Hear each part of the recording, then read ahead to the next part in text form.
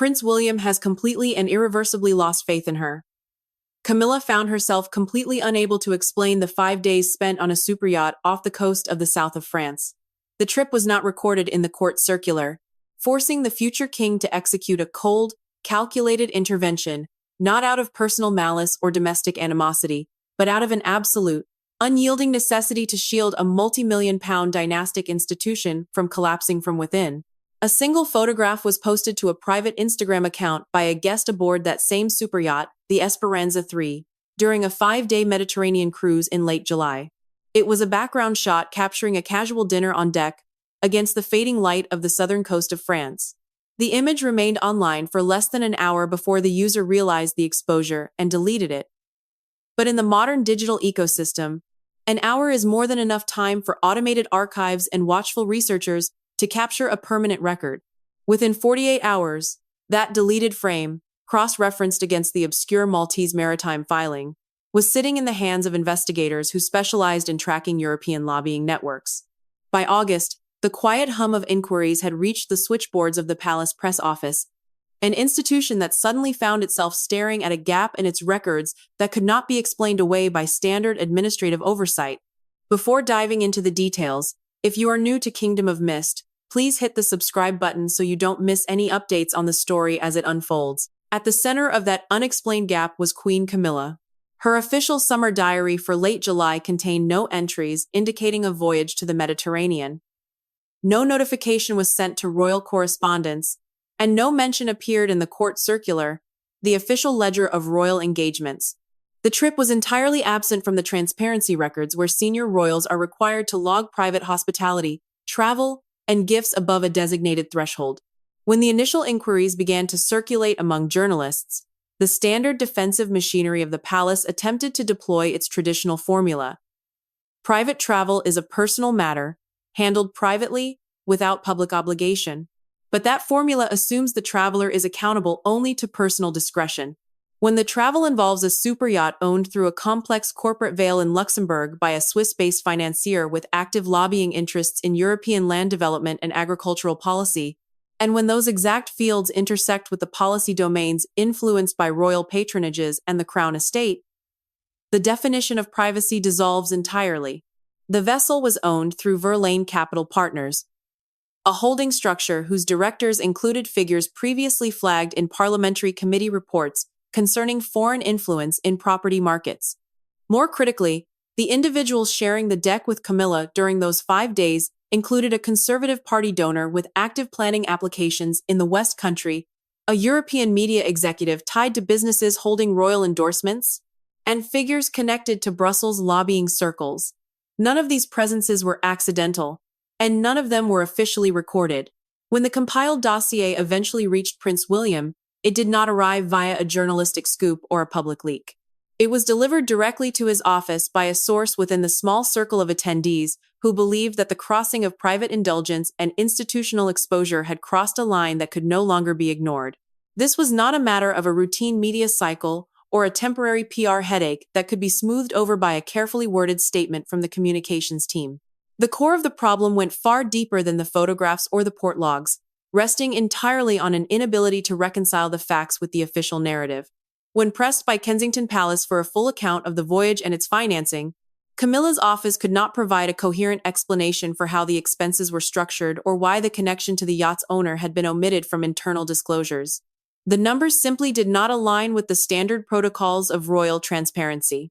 More troublingly, archival checks soon revealed an earlier precedent, a similar unrecorded weekend trip taken with the exact same vessel owner 2 years prior, in the summer of 2023, which had been quietly noted by a junior official, and then buried, rather than escalated through the proper channels.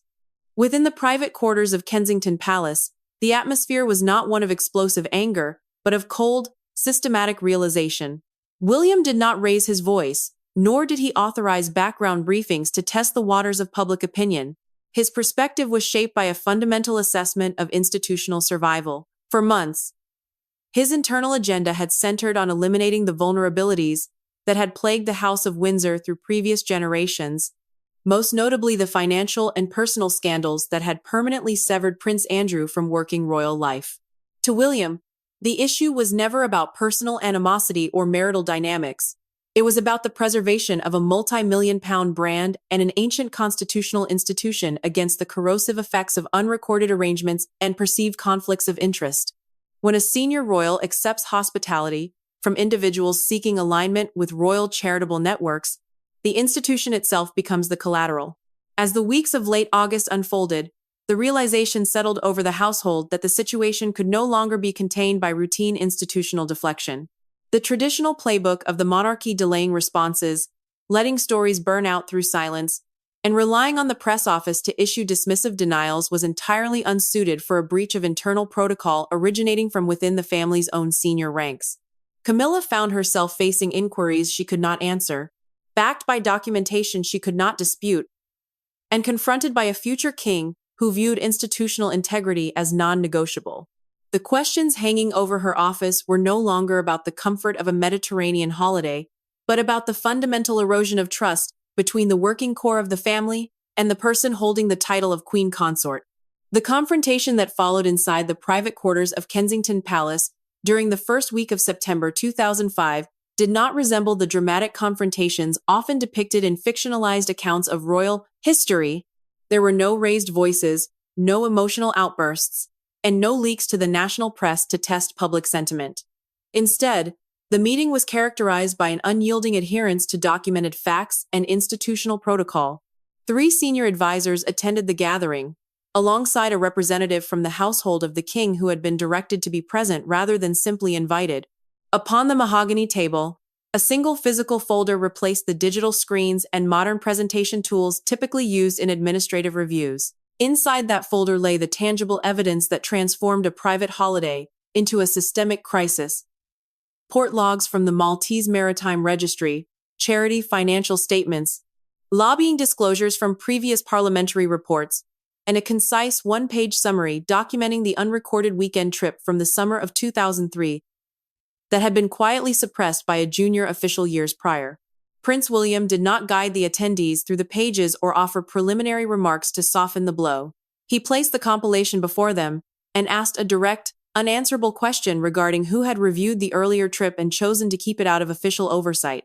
The silence that followed was heavy, with the realization that the administrative machinery had failed to protect the institution from its own internal vulnerabilities. When pressed about what the sovereign knew, the reality of the situation became starkly apparent. The king had been informed of the July voyage only as a casual update regarding a personal holiday, remaining entirely unaware of the Luxembourg holding company, the lobbying history, or the agricultural and land development interests that intersected directly with royal patronages and the crown estate. Whether the king chose not to inquire further, or simply accepted the surface narrative was a question no one in the room was willing to address aloud. But the implications were profound. The system had operated in a manner that shielded personal discretion at the expense of institutional transparency. Violating the core principles William had spent years establishing within his own spheres of authority. During those tense deliberations, 3 specific demands were laid down as non-negotiable requirements. First, a comprehensive written disclosure detailing both the 2003 and 2005 trips had to be delivered to the principal private secretary of the king within 7 days. Second, an immediate and thorough review of all patronages held by Camilla was mandated to identify and eliminate any overlapping ties to outside donors or commercial entities. Third, an absolute suspension of all contact between the household of the Queen Consort and the owner of the superyacht was ordered to take effect immediately. These demands represented a direct challenge to the established order, signaling that personal loyalty could no longer supersede structural integrity. When the initial pushback arrived through informal channels, arguing that a formal review would inevitably leak to the media and create unnecessary public turbulence, the response from Kensington Palace was uncompromising. The situation was already beyond the point of containment, and the institution could either manage the reality of the breach through disciplined internal action or allow itself to be consumed by it. The resistance encountered during those critical 72 hours reflected the immense personal stakes involved for the sovereign.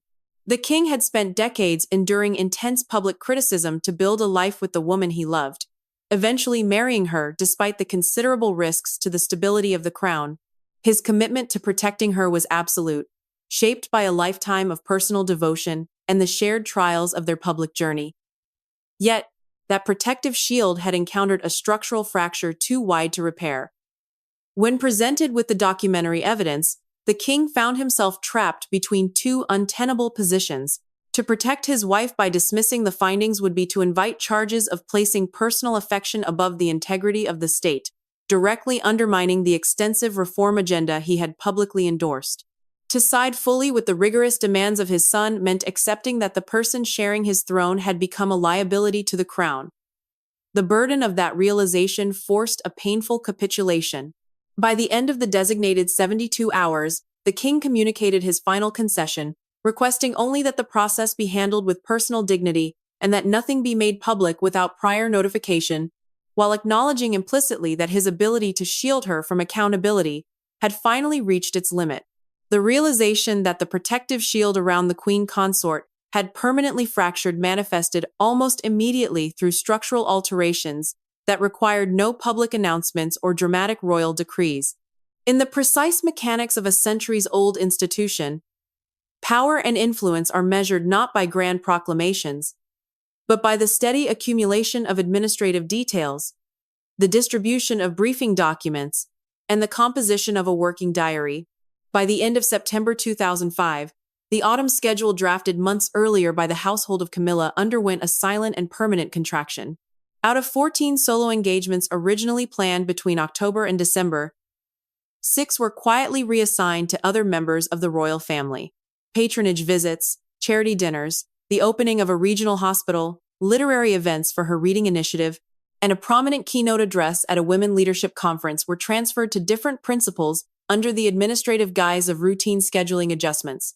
The organizations involved received polite notifications citing logistical constraints, and because protocol dictates absolute discretion in such matters, no public questions were raised. Yet within the inner corridors of the palace, the message was unmistakable.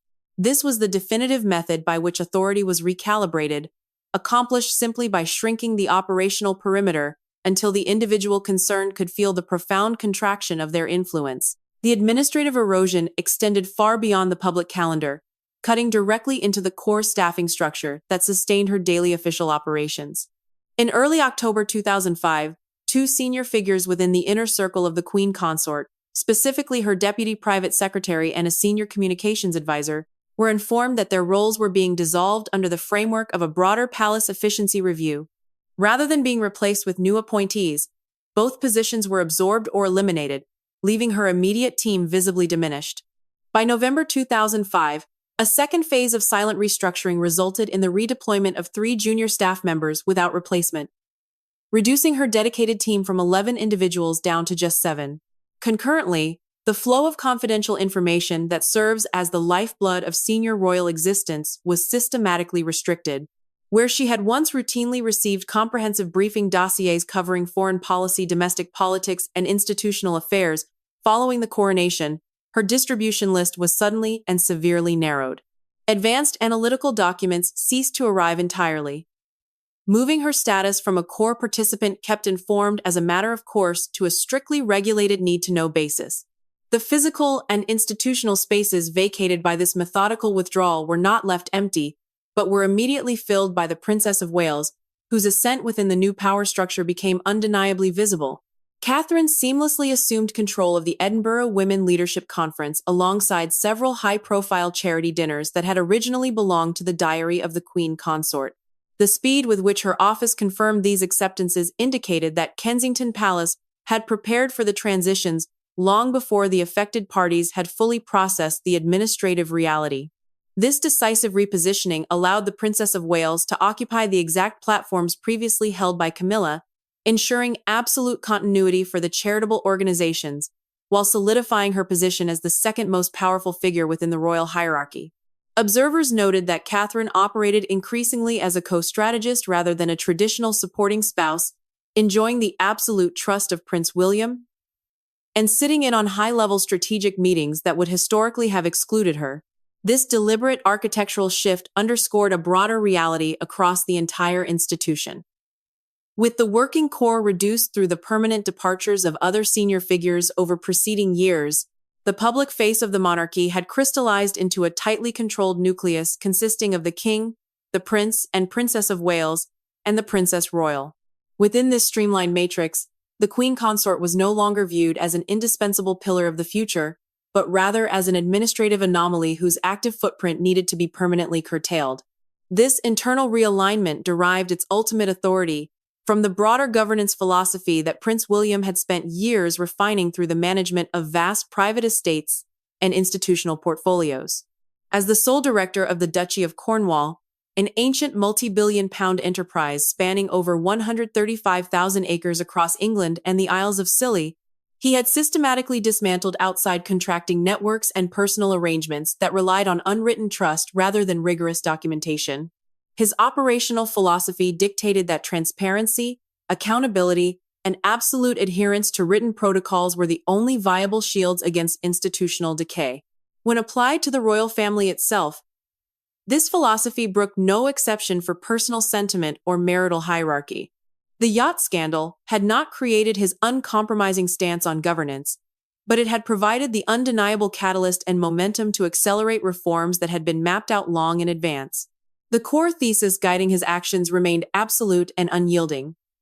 An institution that tolerates informal relationships, unrecorded hospitality, and potential conflicts of interest among its highest-ranking members invites its own destruction.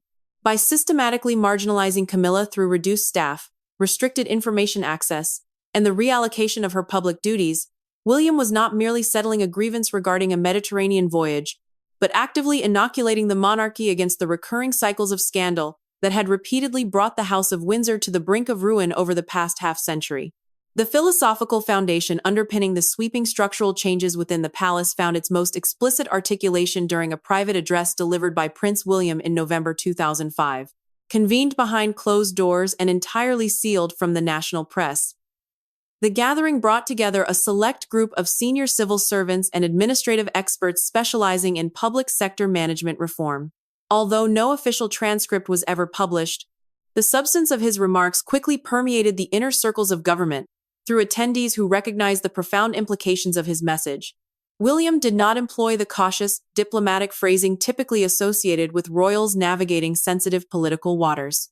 Instead, he spoke with blunt, unvarnished clarity, asserting that any institution which chose to prioritize the protection of individual figures at the direct expense of its own institutional integrity possessed an inherent expiration date and ultimately deserved to collapse.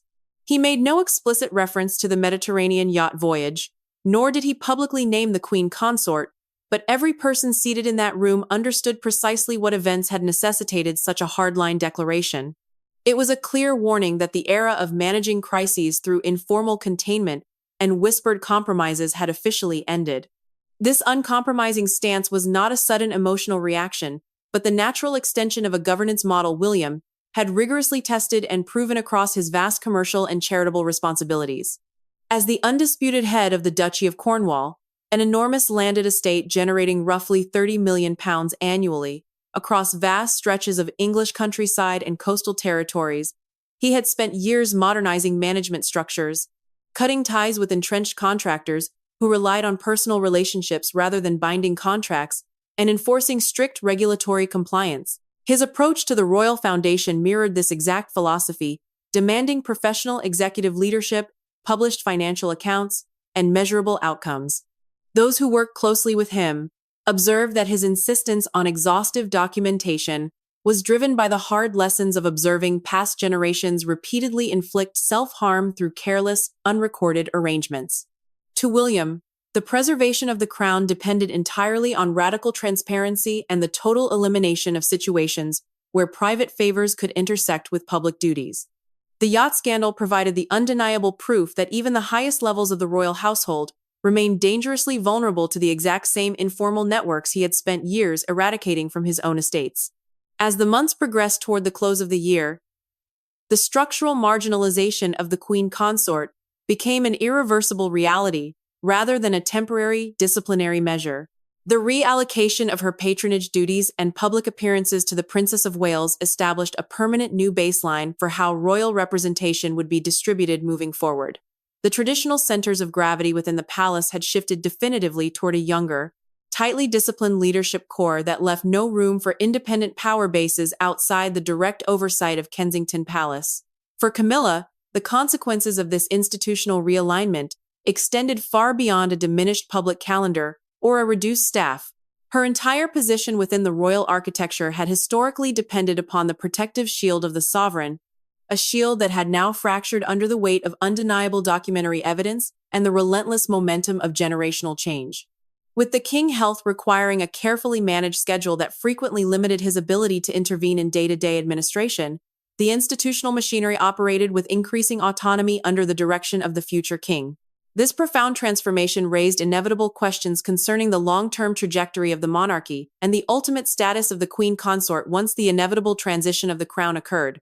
Official protocols dictate that upon the passing of the reigning monarch, the spouse assumes the traditional title of Queen Dowager, retaining residential rights and certain honors, yet the actual exercise of influence relies entirely on the disposition of the new sovereign. Given the uncompromising nature of the reforms instituted by William, and his absolute rejection of informal arrangements and potential conflicts of interest, the future standing of Camilla appeared exceedingly precarious. Her ongoing presence at state occasions remained guaranteed by established convention, but her actual capacity to shape institutional priorities or command independent administrative resources had been permanently neutralized. The monarchy that was emerging from this prolonged period of internal turbulence was intentionally smaller, highly centralized, and relentlessly focused on protecting its brand value above all else. Within this modernized framework, the events surrounding the secret Mediterranean voyage served not merely as a localized scandal, but as the catalyst that permanently realigned the balance of power at the absolute summit of the British state. The quiet consolidation of authority at the summit of the British monarchy represented a fundamental shift in how power was distributed and exercised within the royal household, casting a long shadow over the remaining chapters of the current reign and the transition yet to come.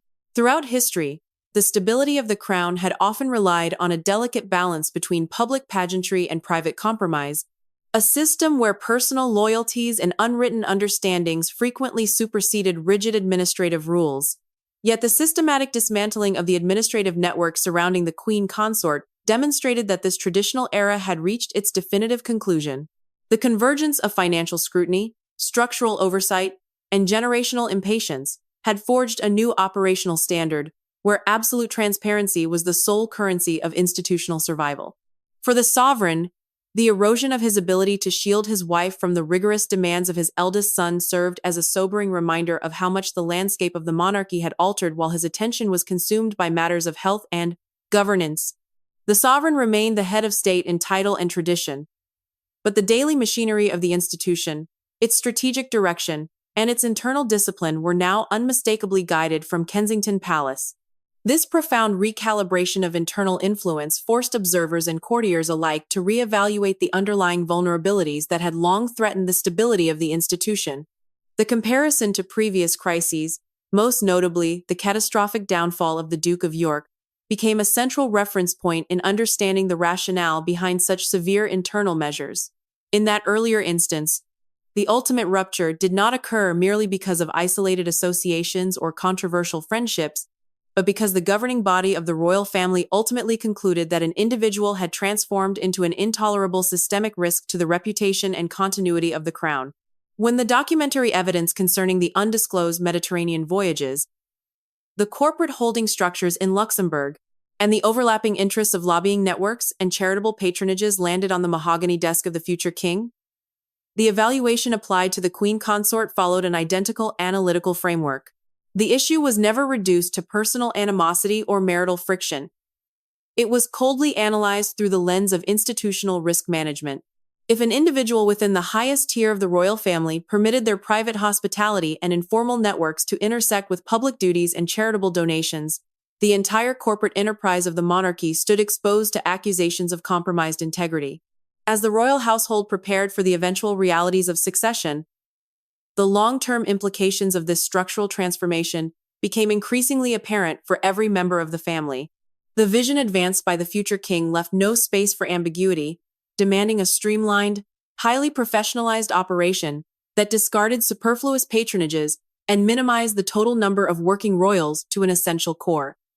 Within this disciplined hierarchy, The queen consort found her operational sphere permanently constricted, reduced from a central pillar of palace leadership to a diminished figurehead whose public appearances were carefully managed and whose administrative autonomy had been entirely revoked.